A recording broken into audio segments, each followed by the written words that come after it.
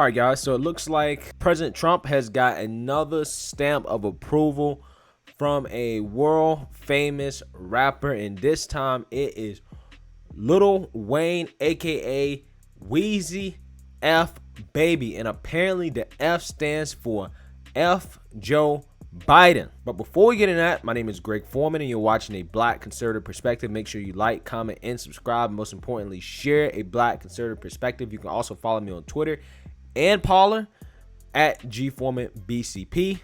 Let's get it. All right, guys. So Lil Wayne, and some of you guys may be familiar with Lil Wayne, has came out and went on Twitter and said, just had a great meeting with President Trump. Besides what he's done so far with criminal justice reform, the Platinum Plan is going to give the community real ownership. He listened to what we had to say today and assured he will and can get it done. So obviously this is great news that Wayne has come out and basically given President Trump his stamp of approval, and basically have said what a lot of people are starting to say, which is the Platinum Plan that President Trump has is a great idea. It's a great way to invest in entrepreneurship and business and helping the Black community. And it's not just helping the Black community. It's helping all Americans. All Americans will benefit from President Trump's Platinum Plan. So if you guys remember, you had Ice Cube, who was kind of involved with it. Now Lil Wayne has kind of got in on it a little bit, talking about it. This is a great sign, guys. It's a great sign because what it shows is that a lot of these guys are finally starting to figure it out. They're finally starting to figure out that the Republicans will talk to you. Conservatives will listen.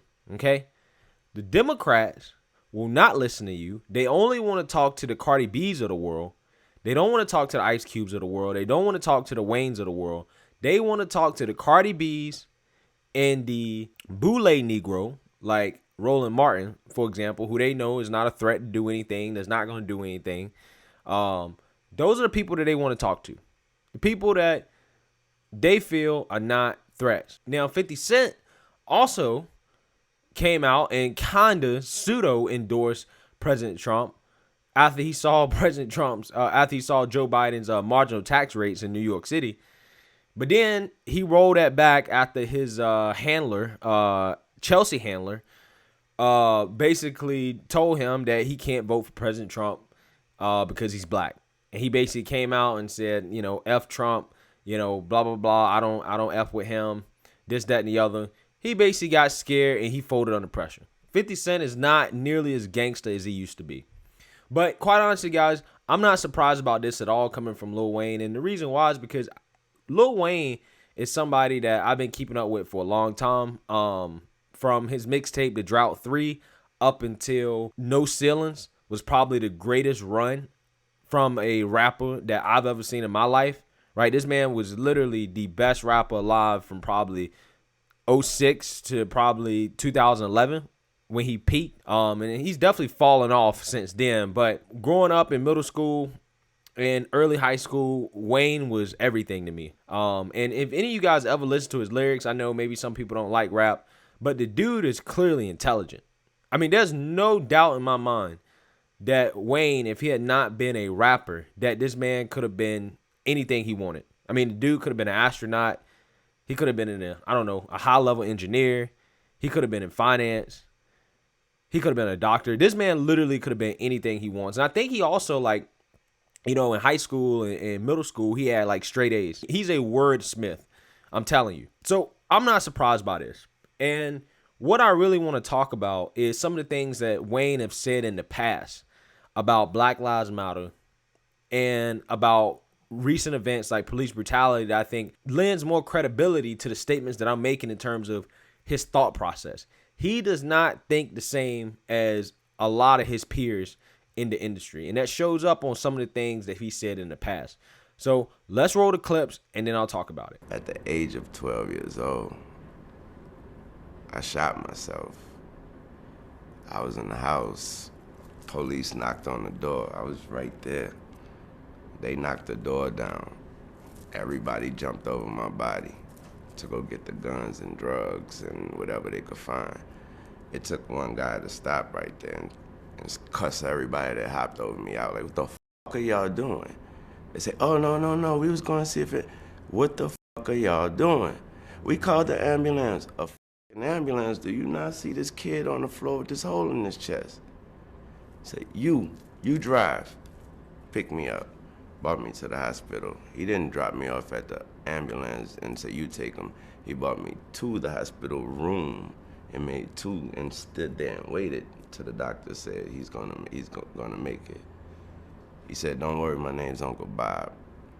He was white as snow. Them motherfuckers that hopped over me was blacker than me. Was he a cop? Yeah, he was a cop, and my life was saved by a white man. I don't know what racism is. I know a good motherfucker named Uncle Bob, though, and I don't understand. I've never witnessed racism. So you have a unique perspective. What do you think about what's going on right now with this cop on Big George stepping on his neck and all that?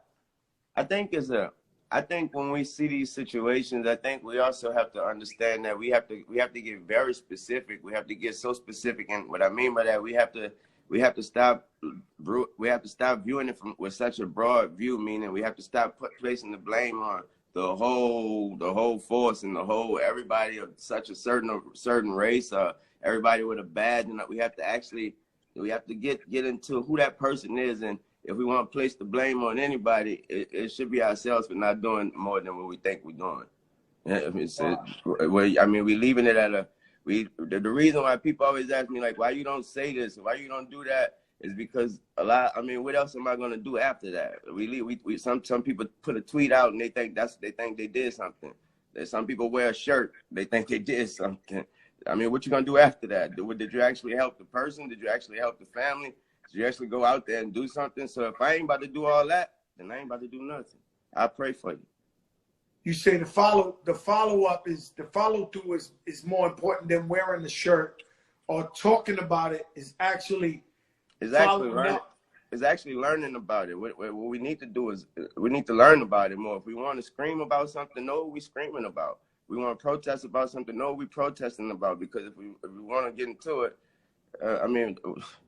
it's a bunch of facts that we think we know that we don't know. So if we want to get into it, first know what we're talking about before we talk about it, because we scream about things that sometimes they isn't even true. All right, so you can see that in that first clip, he's talking about his come up. He's talking about what happened to him in the past and why he doesn't feel there's any such thing as racism. Now, some people may find that controversial and they may find that short-sighted, but I think what Wayne is saying is that everybody is human and that you should judge people on the content, on their character, not necessarily on their skin color. This 11-year-old, 12-year-old black boy was dying on the floor from a gunshot wound, and all the black police officers ran past him, basically ignored him, didn't treat him at all. And the one person that did treat him was a white police officer who took care of him, took him to the hospital, and basically saved the man's life. That is a personal experience in which I think that Wayne realizes that, listen, at the end of the day, it's about the individual. You can't characterize a whole group of people just based off of a perception that the media gives you or that they're trying to paint for you that a certain group of people are. And I think that Wayne has the ability, unlike a lot of his peers, to utilize nuance and critical thinking to come to an opinion that I feel is actually conducive for success and not becoming a victim of his circumstance. The guy works hard. Again, if anybody's ever listened to his music, the man is a genius. I'm not exaggerating about that. So when he's talking about George Floyd incident with Fat Joe, he's clearly letting you know that he believes that we have to take a step back and sometimes look at ourselves and basically say, how did we end up in this situation? Why is this happening? Is it just because a certain group of people are racist, or is that something else that we can do? Right? Is that something that we can do to help better our circumstances? Again, this is not the type of stuff that you're hearing from his peers, guys, in the industry. When everybody around him is preaching victimhood, this man is doubled down on a lot of his statements and how he feels, right? He goes on to talk about what a lot of people are doing, right? You tweet something out. about Black Lives Matter, or you put something on Instagram, you put a little black box, and you think you did something. And nobody ever asks, what else is next? How am I going to follow up on that?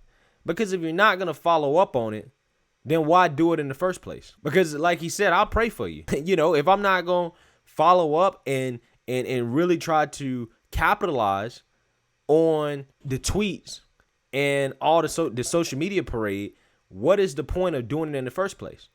And that's literally what 99% of people are doing. They're doing nothing but talking on social media, and they're not really trying to come to a solution on how to fix the problems that they're complaining about. If you guys notice, there's very little solutions that's being tossed around. There's a lot of victim blaming. There's a lot of the victimhood narrative. There's a lot of blaming white folks. There's a lot of talking about systemic racism, but nobody's talking about how to actually fix anything. And they're especially not talking about what we as black people can do to better ourselves. Nobody's talking about that. Nobody's talking about fathers and households. Nobody's talking about personal finance. Nobody's talking about taking personal accountability. Nobody's talking about, what you should do when you interact with police officers. Guys, think about this. The Democrats got these people so locked up in racism. They're not even talking about ending the drug war. They're not talking about criminal justice reform, prison reform. They're not even talking about any of those issues anymore. I mean, these are supposed to be issues that the liberals say is their strong point. That's what they say. Even though, you got Biden and the crime bill and in the 90s and the drug bill in the 80s, the liberals claim they're supposed to be strong on that. They're not even talking about it anymore because they're caught up in this systemic racism argument. Guys, when you talk about trying to tear down a whole system, the conversation will never go anywhere because you can't tear down the whole system. And they'll never direct the conversation towards, hey, let's pull this piece first, and then we'll strategically try to change whatever we need to change. They never do that. They always talk about the whole system. The whole system just racist. They do that for a reason, guys. They do it because they know that will never lead to any actionable solutions. That's why they do it. It's very simple.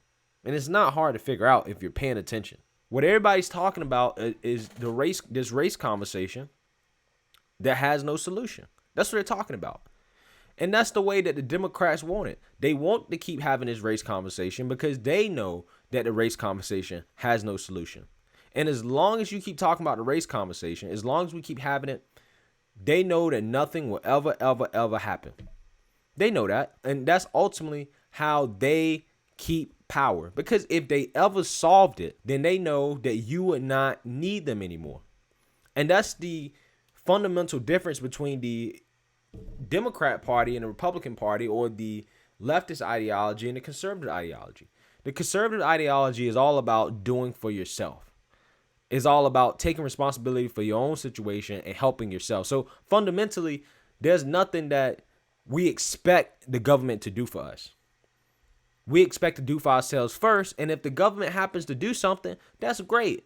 But we're not out here thinking and expecting the government to do something for us. If President Trump can execute on his platinum plan, great. But do you think I'm going to sit here and wait for it? No, absolutely not. So I don't blame anybody for working with President Trump because that's what they should be doing. You should be working with both sides of the aisle to try to get something done. But you should not be expecting anything to necessarily get done because we know how politics work. But at the same time, while you're doing that, you need to be making sure that we're taking responsibility for our own situation and bettering ourselves and building up our own skills and creating our own economic independence. That way, if we happen to get something, it will be more efficient and it will be more effective in terms of helping the black community. I mean, that's just how it goes. If/when President Trump wins on election day, I can already see it. The Jamel Hills of the world is going to blame black men for President Trump winning. And all the liberal black women on the internet are going to start getting on black men and calling us the white people of black people, saying that we holding them back. We holding back black progress, a.k.a. white liberal progress, a.k.a. black female progress. Everybody's progress that don't involve the black man, we're holding them back. That's what they're going to say. There's going to be mass backlash against black men if President Trump wins this election. We're going to take the brunt of the blame. I mean, I might as well go ahead and change my channel name to Black Coon Perspective, or Uncle Tom Perspective, or Sellout Perspective. I might as well just go ahead and do it, because I know what's going to come my way in the way of anybody that has even given Trump a chance. I mean, look at what they've done to 50 Cent. 50 Cent has retracted his statements. Ice Cube didn't even endorse Trump. He just said, hey, I try to work with him. And they said this man is a sellout, even if you talk to President Trump. That's how deeply ingrained the Joe Biden, you ain't black if you don't vote Democrat mentality is in the black community. That's how deep it is. You can't even talk to the other side. Don't even think about talking to the other side, let alone take a picture with the other side. 50 Cent came out and talked about, I won't take no picture with Trump. And this man got pictures with Trump on the internet because he didn't like the backlash.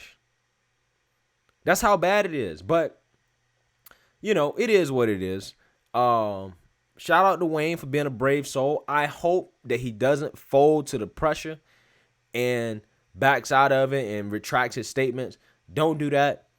Stick with your word. Stick with your guns. Stick with your principles. And like I said, I appreciate it, Wayne. I always knew you was my favorite rapper for a reason. But let me know what you guys think. Make sure you like, comment, and subscribe. Most importantly, share a Black conservative perspective. Peace.